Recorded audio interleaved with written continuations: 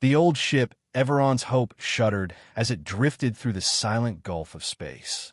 For what felt like endless weeks, its inhabitants, the Vortarian exiles of the Carissa clan, had been running on fumes and desperation. In the dim corridor outside the engine room, cables were strewn about, lights flickering in and out of life, and the perpetual hum of the failing reactors gave the impression of a massive beast drawing its final breaths. The clan had fled from a war they could not win and from pirates determined to capture or annihilate them. The Carissa clan's last vestige of hope hinged on finding somewhere, anywhere, to land and repair their battered ship. Captain Chiron paced on the cramped bridge, glancing periodically at the overhead console where flickering digits indicated the Everon's Hope's dangerously low energy reserves. His skin was a deep cerulean, lined with intricate patterns of white dots that extended across his cheeks and neck, identifying his lineage as pure-blooded Carissa. He was tall, lean, with an angular face and keen emerald eyes. The faint hiss of the life support system accompanied his measured steps. Beside him was Aerith, the ship's chief engineer and perhaps its most level-headed occupant. She was slightly smaller than Chiron, her dot patterns forming a dense crown-like arrangement across her temples, marking her as part of the same clan but of a different family line. Aerith wore her dark hair long, per the Vortarian custom, though she had it tied back in a simple braid that she frequently had to readjust to keep from tangling in exposed wiring. "It's only a matter of days," she warned Chiron, tapping on a hollow display that flickered with readouts. "We can't sustain the power draw for the main thrusters much longer. The auxiliary lines are basically burned out." Chiron exhaled slowly, as though releasing tension he'd been holding for days. "Have you located anything? We need to land somewhere. I prefer an unoccupied rock, but at this point, anywhere that has the resources we need will do." Aerith's fingertips glided across the console, enlarging a celestial map. "There's a gas giant a short distance away. Its largest moon." She paused, eyes narrowing. "It's not the most inviting location, but I'm reading faint life signatures. Possibly a human outpost." Chiron frowned. "Humans? You're certain? We've never had direct contact, but we have heard rumors of them. Are we safe approaching them?" "Safe is relative.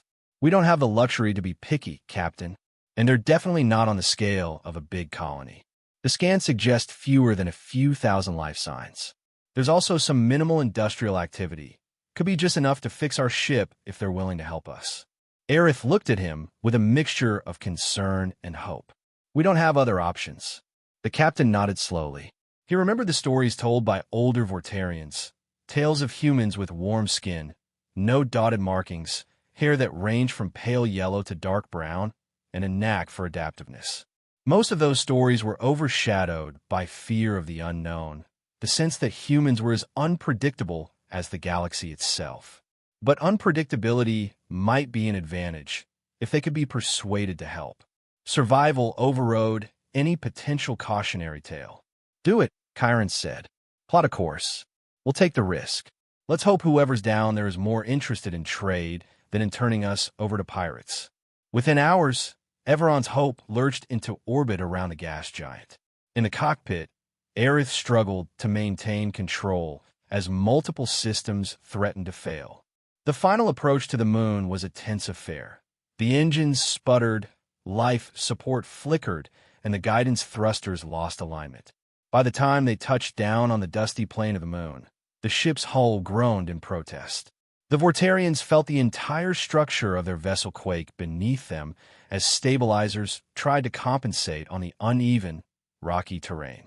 Smoke billowed from the aft sections, and Chiron swiftly ordered an evacuation of all non-essential personnel. When the hatch hissed open, the harsh local atmosphere struck them immediately. It was cold, oxygen levels borderline, but just tolerable enough for them to operate with minimal assistance from their suits. A fiery orange-red sky stretched overhead, tinted that way by the light of the nearby gas giant. Staring across the rocky landscape, Chiron saw makeshift buildings in the distance, metal shelters, fences, and lights that suggested advanced power sources. The first individuals to appear on the horizon were armed humans. Their silhouettes were barely visible through the swirling dust. Chiron signaled to his entourage. Minimal weapons, a show of nonviolence. Some of the Vortarians behind him trembled slightly, uncertain of what to expect. The humans approached cautiously, rifles and sidearms at the ready. A tall, broad man with a scruffy beard stepped forward, flanked by two others in ragged jackets. "Identify yourselves," he called, voice echoing across the plains. "We saw you drop out of the sky. You sure as hell ain't from Earth or any recognized colony." Chiron raised his hands in a gesture of peace.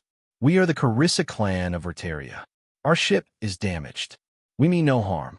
We only seek repairs and supplies. We can offer trade if you wish." The bearded man eyed them for a moment, then broke into a snort of laughter. "Repairs, huh? Could be your unlucky day. This place isn't exactly known for charity. But let's talk. Name's Darien. My people call this little outpost Sandro's Den. It isn't much, but we're always open for business if you got something worth our time." Chiron wasn't sure if he should be relieved or terrified. He and Aerith exchanged a glance. The outpost had the look of a rundown fortress, bristling with a strange mix of technology. As they drew nearer, Chiron realized these humans were not typical settlers or scientists. Empty crates, stamped with contraband symbols, lay scattered about, suggesting smuggled goods or weapons. But the fact that these people were even talking instead of shooting was a boon. For now, it meant there was hope. They followed Darien into a main compound, a ramshackle warehouse with multiple chambers. The interior smelled of grease, chemical fumes, and stale air. Odd contraptions lined the walls, some presumably for refining or manufacturing illegal substances. Several heavily armed guards eyed the Vortarians suspiciously. Chiron and Aerith maintained calm. Darien gestured at a pair of metal chairs near a table cluttered with half-eaten meals. "You can sit," he said gruffly, "if your kind sits. Figure you do, right?" Chiron inclined his head, ignoring the jibe. "Thank you. Yes, we do. My chief engineer Aerith will explain what we need." She stepped forward, clearing her throat. Her Vortarian accent was gentle but noticeable. "Our reactor cores are leaking energy. The main thrusters have basically collapsed. We also have people who need medical supplies. In return, we can share certain tech of our own, bioengineering knowledge, or specialized scanners. We came here purely to survive." Darien's eyes narrowed. "I'm no saint, but I'm not against mutual benefit. The question is, can you pay us in something worth more than the trouble of helping you?" He nodded to his men. "We're off the radar here.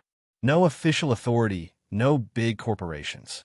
If you have something rare, that'd help." Before Chiron could respond, a figure entered from a side door. A slender human woman wearing a worn jacket, dark hair, pulled back. She gave the newcomers a calculating look. "Don't be so quick to extort them, Darien," she said in a cool voice. "They just got here, might have more to offer than we expect." She turned to Chiron and Aerith. "I'm Samira. Think of me as a liaison for this group." She allowed a slight smile, though her eyes remained guarded. "You said you have tech knowledge?" Aerith nodded. "We have some expertise, especially in agricultural biotech. We also have advanced scanning modules that could detect hidden or deposits. Your base here looks like it might rely on—" She trailed off, uncertain how much to reveal about the contraband nature of their operations. Samira smirked. "Don't worry about what we do or don't do. If you can fix some of our gear, maybe help us locate subterranean pockets for storing certain goods, we'll get you the parts and tools you need." Chiron sensed a certain moral compromise in that arrangement, but necessity dictated. "We accept your terms," he said simply. "We only ask that you don't harm our crew and that you provide us with enough medicine for our injured." "Deal," said Darien, crossing his arms. "We're not monsters. We just want profit." That set the tone for the first days on this barren moon.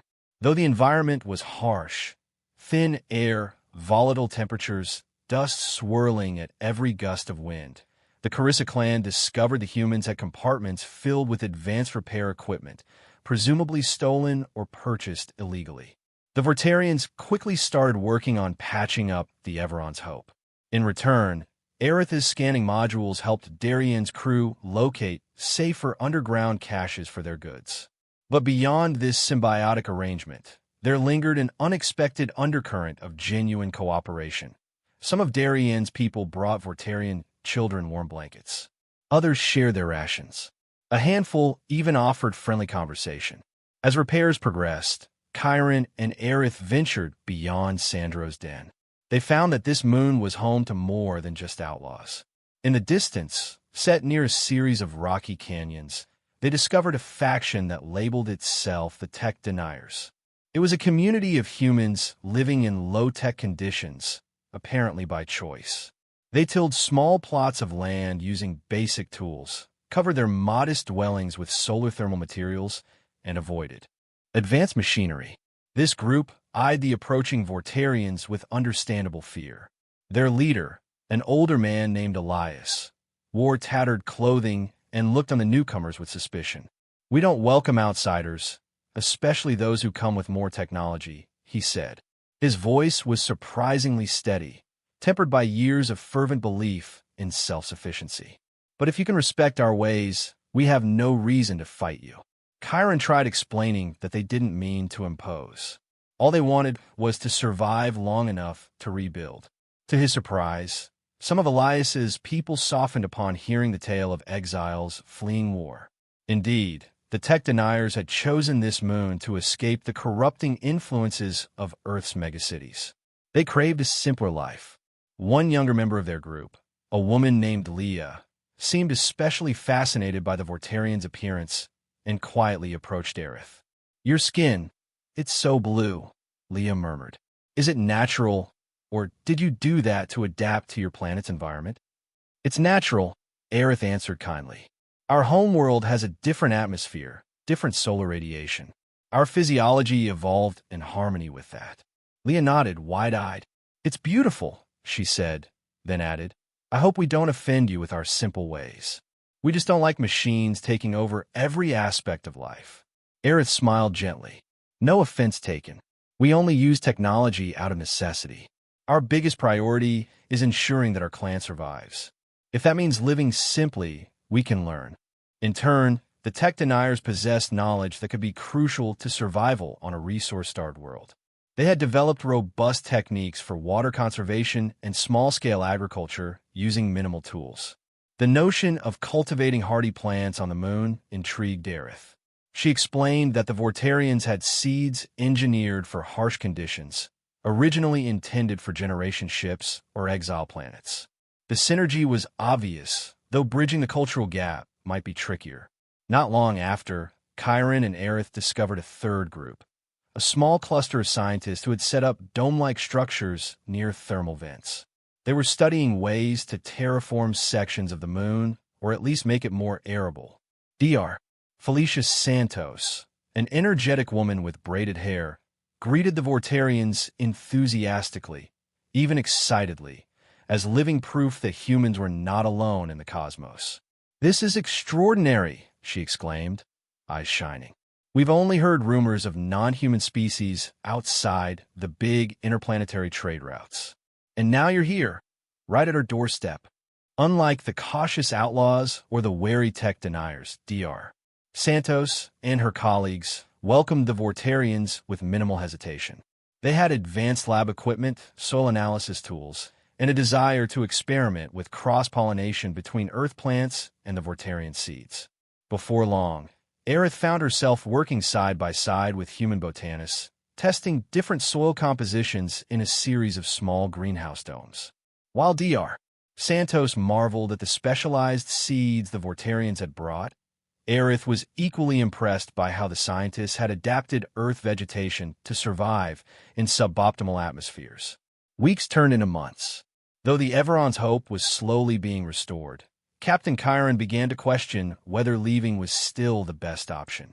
The clan had been exhausted by war, exiled by a rival faction that crushed them, and chased by pirates.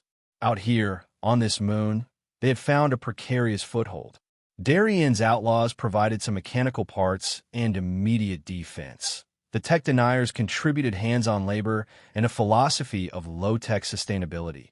the scientists offered advanced research and specialized knowledge. In such a patchwork environment, the Vortarians began to dream of more than mere survival. They wondered if they could truly rebuild their society here. Inside one of the greenhouse domes, Aerith and Dr. Santos were squatting beside rows of red-leaf seedlings. Vortarian seeds, sprouted leaves, tinted a deep crimson, an adaptation from their home star's particular light spectrum. Aerith explained how the seeds had been genetically enhanced across centuries to thrive in conditions that would kill most Earth plants. The scientists cross-referenced pH levels, moisture content, and atmospheric composition. Over time, they discovered that blending Earth topsoil with certain mineral extract from the local dust produced a more favorable environment for these red plants. Meanwhile, Earth's wheat, grown in controlled compartments, developed new flavor profiles under the lower gravity and mineral-rich water. Word spread across the moon of these unusual success stories, plants that turned the once-empty land into small patches of promise. Among the outlaws, some joked that they might abandon smuggling altogether if they could earn a legitimate profit, exporting these exotic crops. The tech deniers remained wary of large-scale expansion, but appreciated that the new seeds required fewer pesticides. Conflict arose in hushed tones. As more people recognized the potential wealth in the unique flora, everyone wanted a piece of the action. Some criminals saw it as an opportunity to launder money. Certain scientists wanted exclusive rights to the research. The tech deniers worried about corporate exploitation. And the Vortarians, whose seeds were literally the starting point, wondered whether they would be edged out by human politics. Against this simmering backdrop of tension, a quieter story of acceptance began to unfold. Several Vortarians spent significant time with humans, forging friendships that transcended species lines. Families ate together. They taught one another dances, songs, or even basic words in each other's languages. Captain Chiron himself found unexpected camaraderie with Samira, the savvy liaison of the outlaw group, who displayed both practicality and compassion. They found common ground in talking about the harsh realities that forced each group to this moon. For Samira, it was a life of poverty on Earth that led her to illegal work. For Chiron, it was political exile. He confided in her one evening, "My clan lost a war. Those who survived were exiled. We had nowhere left to go, and pirates saw us as easy prey. I was made captain only because my predecessor died in that last battle. I've only been trying to keep everyone alive since." Samira listened quietly, then shared her own story of a life shaped by desperation and moral ambiguity. They commiserated over the hard choices that shaped them, forming a fragile but genuine bond. Meanwhile, Dr. Santos's group of scientists proposed a new partnership. If they could get enough seedlings to cultivate on a larger scale, they might produce a valuable export product. The leaves of certain Vortarian plants had complex sugars and flavors that appealed strongly to the human palate when fermented. Word reached Darienne's outlaw circle that a Stella wine could be brewed. The criminals, sensing profit, wanted in. The tech deniers, suspicious of anything that reeked of big trade, threatened to block efforts to build more greenhouse domes unless they were promised that technologies used would remain modest and not degrade the environment. The Vortarian clan found themselves caught in the middle. Chiron saw this as an opportunity to unify the disparate human groups under a cooperative arrangement. Perhaps if everyone had a stake in a successful enterprise, they would stop sabotaging one another. But how to make it fair? Who would govern these new expansions? Discussions turned to arguments. The outlaws insisted on a profit-share model.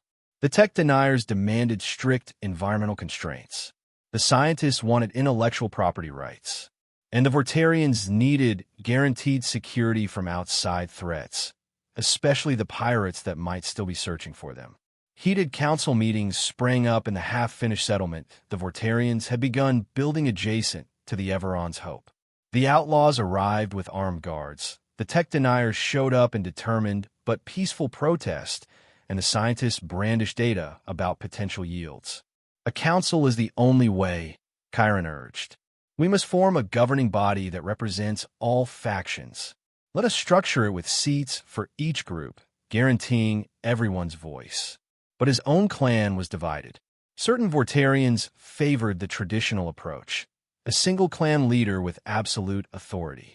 Others, including Aerith, argued that adopting some version of human-style democracy would be beneficial. "We're no longer on Vortaria," she said. "We share this moon now. We should adapt." Tension escalated when a small group of outlaws tried to seize control of the greenhouse domes, believing they could force a trade monopoly. A few Vortarians resisted. Violence broke out. Some of the precious seedlings were destroyed in the scuffle. Furious, the tech deniers threatened to burn all the equipment if it led to more violence. Dr. Santos' scientists attempted to mediate but ended up targeted by both sides for picking favorites. Only direct intervention by Chiron, Samira, and a handful of cooler heads prevented an outright civil war. The incidents served as a sobering reminder that cooperation was fragile. Without formal rules, they risked everything they had built. Over the next few weeks, urgent meetings were held in a makeshift council hall near the Everon's Hope. Wooden benches were arranged under cargo lights that buzzed overhead, and a scattering of seats were placed for each faction. Chiron represented the Vortarian exiles, with Aerith at his side. Samira and Darien showed up for the outlaws, though their uneasy alliance was tested by differing personal ambitions. Elias and Leah represented the tech deniers. Dr. Santos led her group of scientists.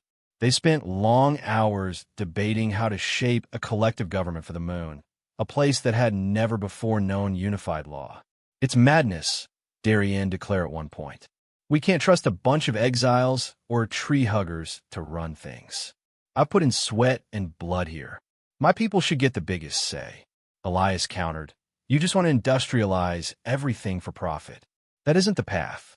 This moon is our sanctuary. We can't let greed destroy it." Chiron intervened firmly. "If we destroy each other, no one benefits. Where will that lead any of us?" He glanced around at the flickering faces. "We came here just for repairs, but you humans gave us more, an opportunity to survive, perhaps even to thrive. Let's not tear it apart." Samira stood, leveling her gaze across the makeshift chamber. "I've seen how violence solves nothing long-term. We all lose if we fight. So let's compromise." She proposed a plan, a dual system that borrowed from the Vortarian clan council approach and from the human concept of elections. A small group of clan elders, selected by the Vortarians, would hold a portion of authority, and the humans would elect representatives for each faction. Matters of critical importance would require joint approval. Dr. Santos suggested protective statutes for environmental concerns. Aerith insisted on certain constitutional rights for all species, such as personal freedom and security. No one was entirely happy with the arrangement, which was probably why it stood a chance at working. Over days of negotiation, they refined it, hammered out details, and grudgingly found middle ground. When a final draft was presented, the tension in the hall was palpable. Each faction recognized this was a pivotal moment. The moon had begun as a scattered collection of outlaws, ascetics, and researchers. Now it stood on the cusp of becoming a real community, a place called Stellaris, as Aerith suggested, referencing the hope for a bright future among the stars. The coming months validated the new system, though not without further disagreements. The pirates that once hunted the Vortarians never turned up, possibly deterred by rumor that the new settlement had a robust defense. The outlaws who resisted the new order gradually capitulated or left for other unregulated frontiers. The tech deniers found that certain expansions could be achieved with moderate technology that respected their philosophy. The scientists flourished, discovering multiple new plants, including those that produced Stella wine. Exports trickled outward to other human colonies, fetching high prices due to their novelty.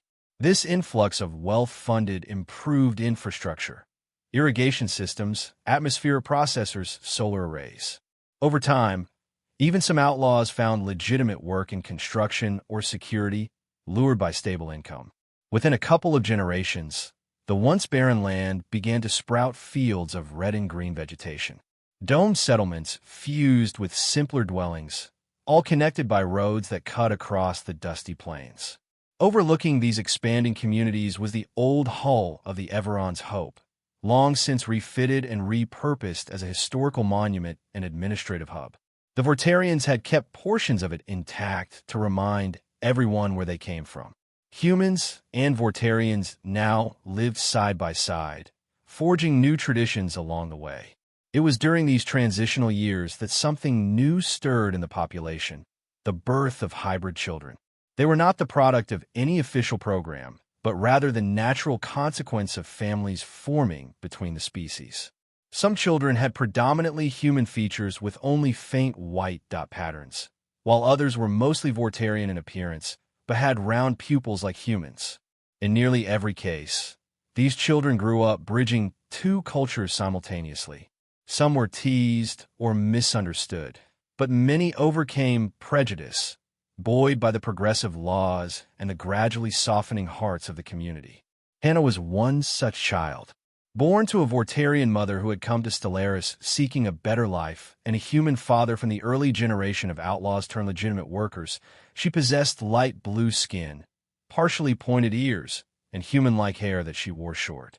Growing up, she struggled with feeling not Vortarian enough and not human enough. Yet as she matured, she realized that her dual heritage symbolized the entire story of Stellaris. Wherever she went, people recognized her as living proof that the old boundaries could be transcended.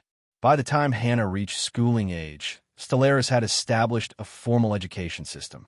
In modest but well-equipped classrooms, children of all backgrounds learned about the planet's unusual origins, from the battered Everon's Hope to the criminal enclaves that once dominated.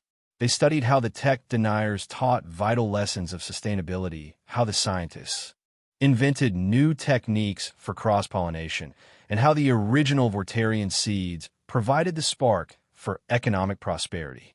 The curriculum included both Vortarian lore and human history.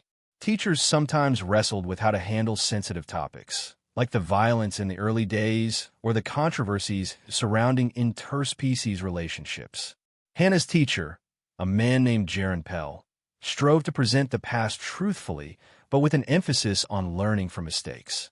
He had grown up on Earth, emigrated to Stellaris as a young man, and found it far more open-minded than the corporate enclaves of his home planet.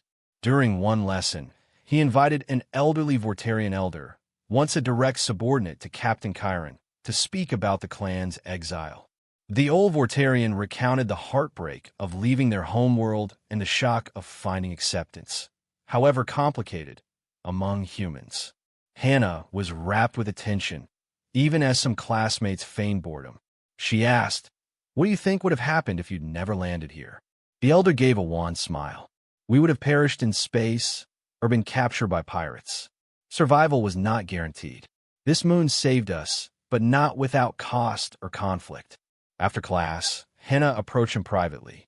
"I'm a hybrid," she said, voice trembling slightly. "Sometimes I'm scared that I don't belong anywhere." The elder placed a gentle hand on her shoulder. "Child, you're exactly where you need to be. Our story isn't about choosing one side or another. It's about making something new together. That's the heart of Stellaris." Encouraged, Hannah delved deeper into local history, devouring any text or whole recording she could find. She discovered how generations after Captain Chiron's time had refined the governance system. The Stellaris Council, composed of both clan representatives and elected members, oversaw major decisions. Disputes still occurred, but rarely turned violent. Commerce had flourished, and the place once referred to as a smuggler's hideout became a recognized trade hub with a unique agricultural brand. Trade ships occasionally arrived to load shipments of Stella wine or exotic produce.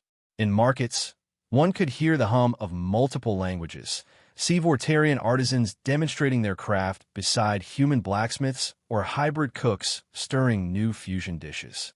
Hannah took particular pride in these cultural meldings. The red Vortarian tubers, spiced with earth peppers, or pastries made from a hybridized wheat that tasted faintly sweet, reminiscent of the alien flora from which it had been engineered. she realized that the essence of Stellaris was not simply human versus Vortarian, but a tapestry woven from necessity, survival, and eventually genuine understanding. Of course, not everyone was happy with the new ways. Even so many years later, smaller pockets of purists remained. Some Vortarians believed the clan was diluting its lineage. Certain humans grumbled that the council was giving too much power to Vortarians, citing the clan's old traditions. Rare outbursts occurred: graffiti, slinging hateful messages, or a protest outside a council meeting. But these incidents had become the exception rather than the rule.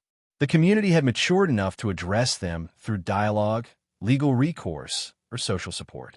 The council also maintained a volunteer peacekeeping force, drawn from all backgrounds, who kept tensions from boiling over.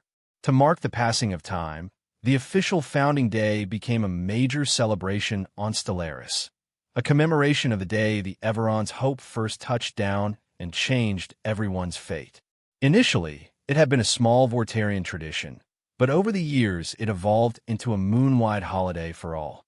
Families gathered, children performed skits reenacting the arrival and the first uneasy deals with outlaws, while others lit candles to honor those lost in the war or during the treacherous journey. Market stalls sold newly harvested produce. Street musicians played instruments blending Vortarian harmonic intervals with human chord progressions, creating a hypnotic sonic landscape. Fireworks were launched into the lightly tinted sky, mixing with the glow of the gas giant overhead. At one of these founding day festivals, Hannah, now a teenager, stood with a group of friends, some human, some Vortarian, some hybrids like herself. They laughed and chatted about the future. One friend, a human boy named Teo, joked that he might join the next wave of explorers leaving Stellaris to start a colony somewhere else. "Maybe I'll bring some of these seeds along," he said, tapping a small pouch of red seeds. "Spread the spirit of Stellaris even farther." Hannah grinned, imagining the day Stellaris seeds grew not just here, but on countless other moons, bridging differences across the galaxy. She recalled the elders' words about forging something new together. In that moment, she understood that her existence, and that of every hybrid, wasn't a mere accident. It was testament to the unstoppable drive to connect, to cross boundaries. Hers was a generation that no longer knew a time when humans and Vortarians were strangers. They inherited the complexities of that union, but also the wonder. As evening fell, the sky's orange-red hue deepened, reflecting off the farmland that stretched beyond the settlement. Red-leafed plants swayed in the gentle wind, interspersed with patches of green earth wheat and even the occasional purple hybrid variety. Observing it all from a vantage point near the old Everon's Hope, Captain Chiron, now advanced in age, walked with measured steps, remembering the moment he first stepped onto this moon. He leaned against a railing, gazing out at the lights of Stellaris shining in the twilight. Samira, older as well, approached him. "You still up here wandering at night?" she teased. Their friendship had endured for decades. There had been unspoken affection at times, a closeness that defied easy labels, but both had ultimately found companionship with others. Still, they remained dear to one another. "Careful, an old captain like you might catch cold." Chiron chuckled, the timbre of his voice softened by time. "I was just thinking," he said, "about how we only meant to land for repairs. Look around us now." With a sweeping gesture, he indicated the vibrant tapestry below, the settlement's lights, the fields in the faint glow, the domes of greenhouses, the distant shapes of newly built spaceports.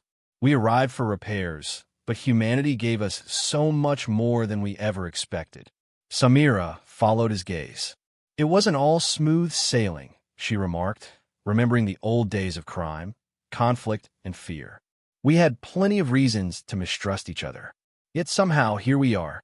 Chiron glanced toward a courtyard where families of all species were dancing, the music a spirited blend of Vortarian flutes and human drums. It was mesmerizing to watch. "I think the best repairs that happened here," he said softly, "were the ones that occurred within us. We fixed more than broken engines. Samira nodded, and for a time they stood there, merely taking in the scene. At one point, a small child with half-blue, half-pinkish skin, presumably a hybrid, spotted them from below and waved with excitement.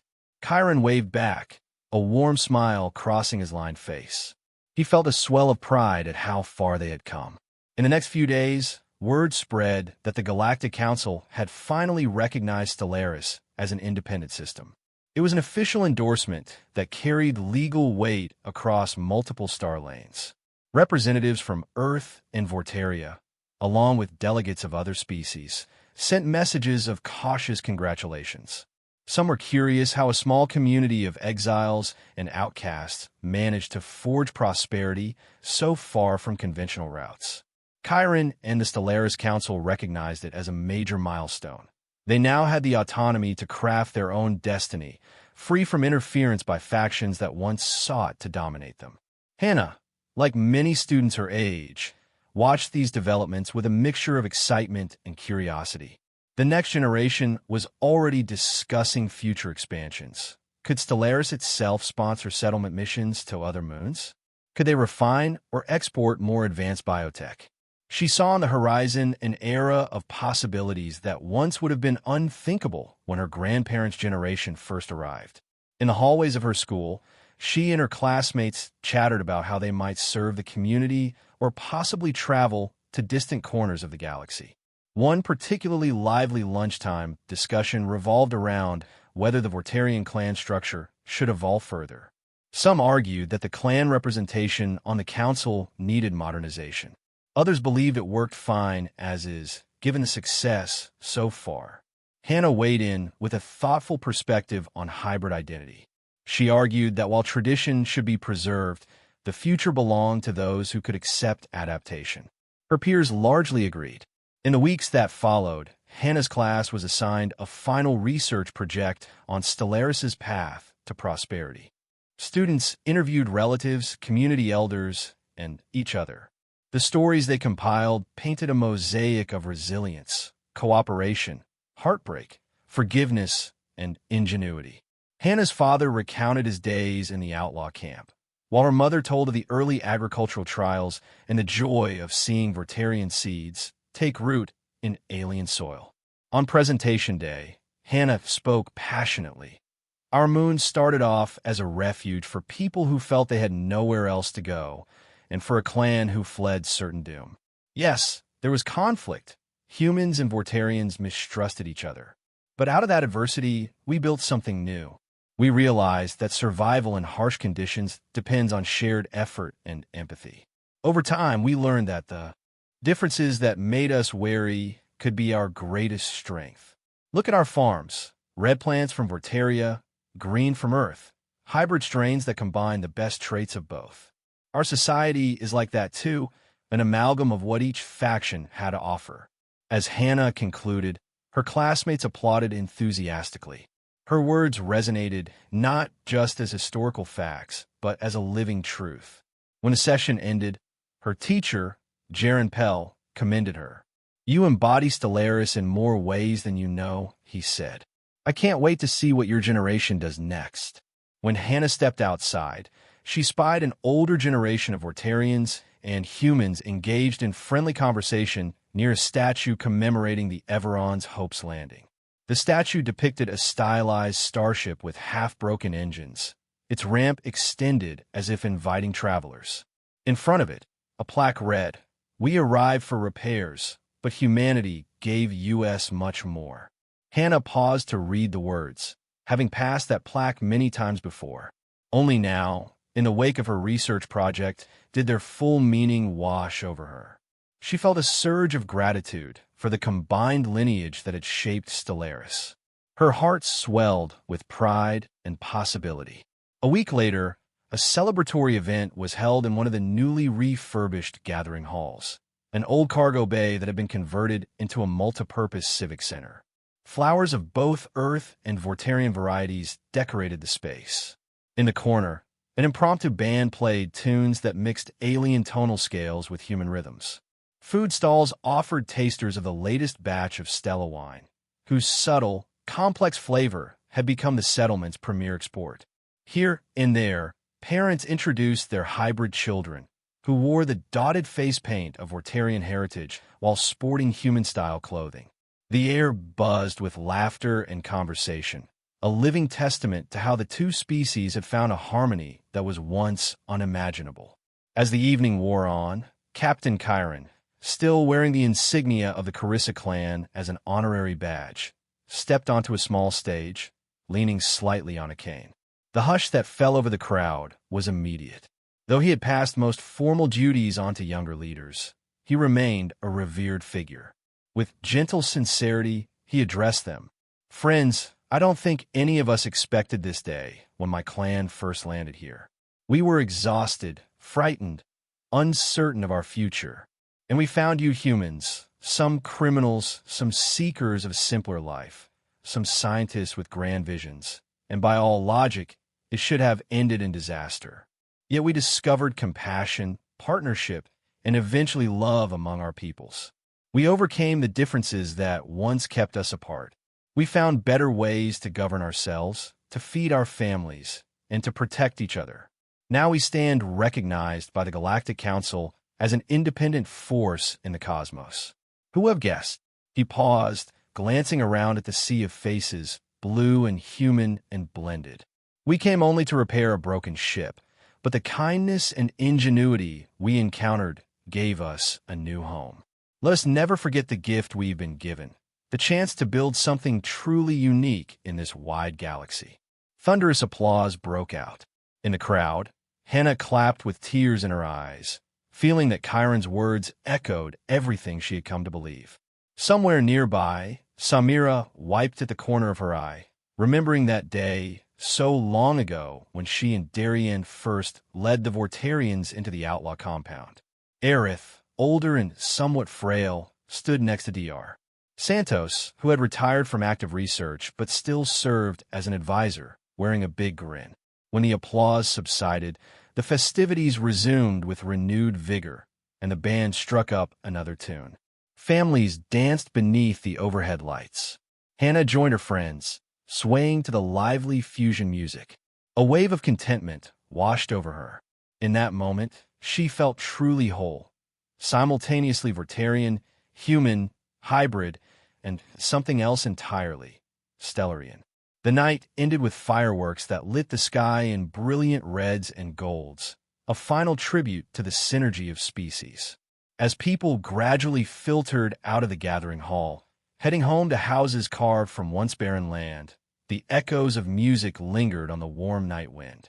Some left in groups, others as couples, a few solitary, but no longer lonely in a community that was now undeniably their own.